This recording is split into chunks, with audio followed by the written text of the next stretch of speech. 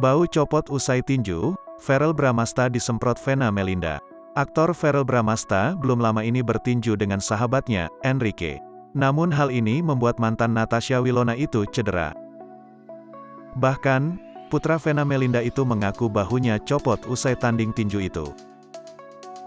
Dia pun memperlihatkan momen pijat untuk mengatasi cederanya itu.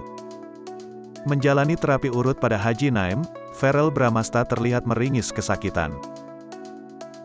Keadaan ini membuat sang bunda, Vena Melinda was-was. Kabar terbaru soal kondisi pria maco itu dibagikan di akun Instagram pribadinya, di mana Verrell menjalani pijat atau urut guna memulihkan kondisi tubuhnya.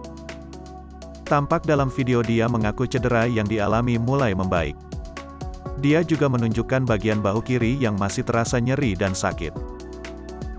Melihat postingan ini, Vena Melinda ikut berkomentar. "Mama Sut bilang kakak," tulisnya.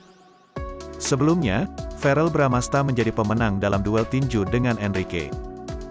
Padahal sebelumnya Verrell mengalami cedera otot sampai harus didatangkan tim medis ke atas ring, untuk memeriksa kondisi tangan kirinya. Hal ini pun lantas membuat Vena Melinda, sang ibunda, merasa khawatir.